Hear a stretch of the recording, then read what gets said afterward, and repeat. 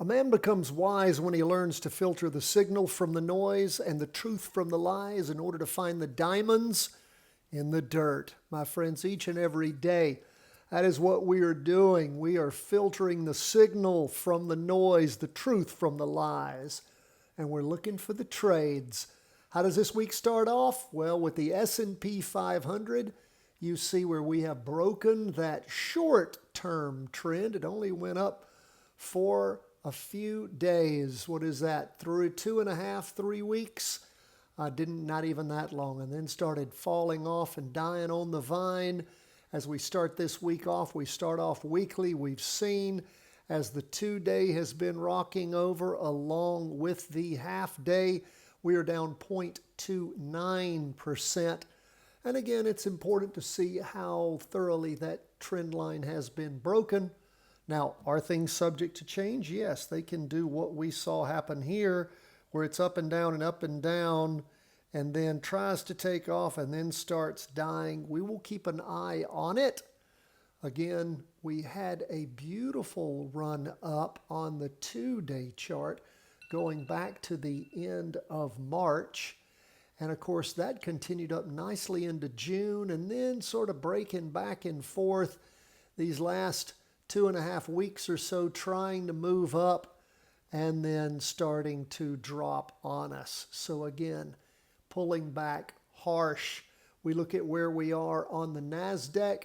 We had all those weeks of accelerating down movement, that switch over, and then like the S&P dying on the vine, down even more today, 1% in total.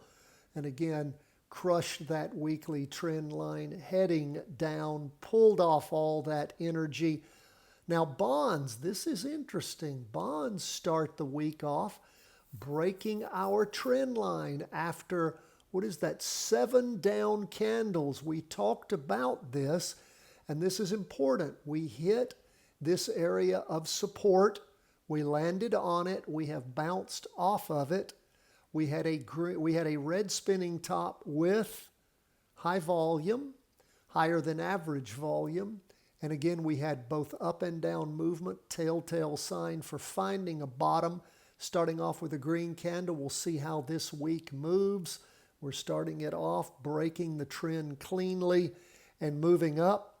We'll see if we move above this area it popped up to before back on Wednesday the 19th, and we'll clear that and continuing moving up. But it looks like we're seeing some changes in trends when it comes to bonds and stocks. But my friends, when it comes to gold, up again, going into the 4th week as gold just keeps on rocketing.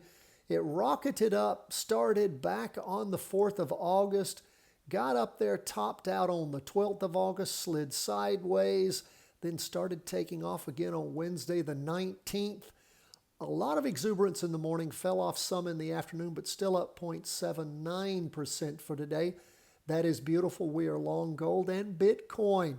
Starting the week off decent, 2.30%. When Bitcoin gets ready to go, my friends, it goes, doesn't it? And again, we will draw ourselves a trend line now, first time in many weeks since we've been able to do that and to have some real movement. Bitcoin, I'm going to go ahead and assign that a long position, and we shall watch it. Now, you can expect volatility if you're jumping in on Bitcoin. Let's look at the VIX. You're going to see Patreon members, we're going to start adding the VIX and what it's up to in our 5-day plus analysis and forecast.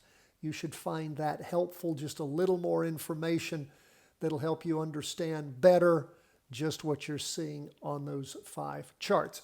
That is where we are, my friends. Always love to hear from you. CW@chartingwealth.com. God bless. All the best from the whole team here at Charting Wealth.